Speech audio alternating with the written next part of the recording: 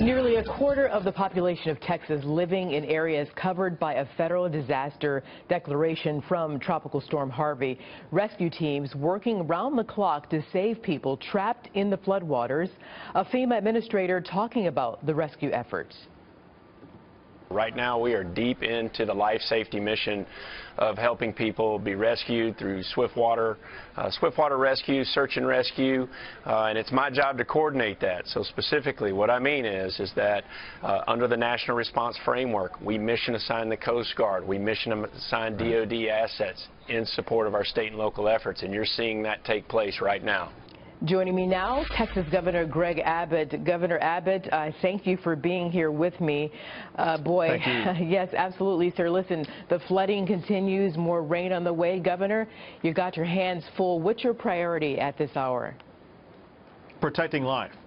We have to do all we can to protect life. As you have seen the rain pour down in Houston, Texas, and in the entire region, because it's not just Houston, it's the counties around Houston also. Our top priority is to protect life. And that's why we've deployed about 3,000 National Guard and about 1,700 DPS officers to make sure that we're doing all we can to save lives. We have about 20 helicopters in the air doing air rescues. We have boats in the water. We're trying to work with local authorities, not just in Houston, but across the entire state to protect Texans. I mean, you're doing a fine job from what we're seeing here, Governor. And on Fox News Sunday with Chris Wallace, you gave FEMA, the president and his administration, an A+.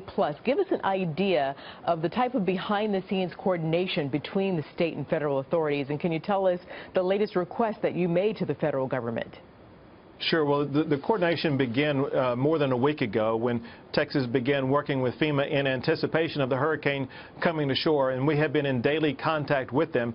I personally visited with the president several times and with his cabinet members multiple times.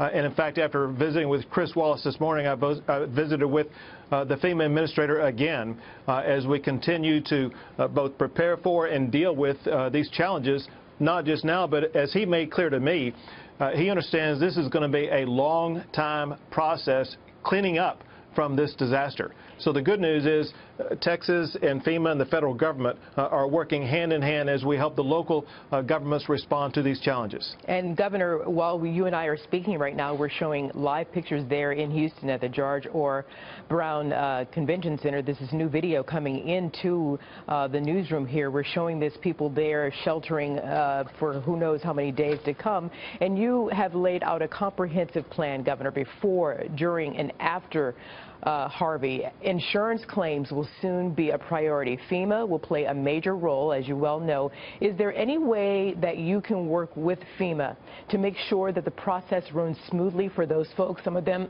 pardon me, at that convention center right now, and others around Texas who are affected? And how do you know if you qualify? Sure, but part of the good news about the fact that the president made the disaster declaration is that it triggered the involvement of FEMA.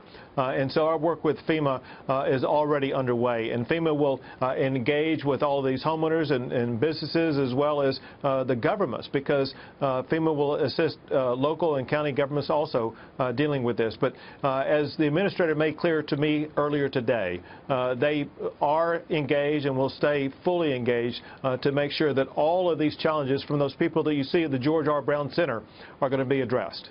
Absolutely. Pardon me, one of the executive actions that you've taken, you've waived the occupancy and room sales tax.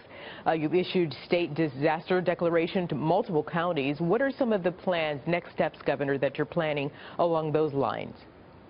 Well, and after we get through with the saving lives and the rescue process, it will be the rebuilding process. And in fact, we've already begun that where the hurricane initially hit.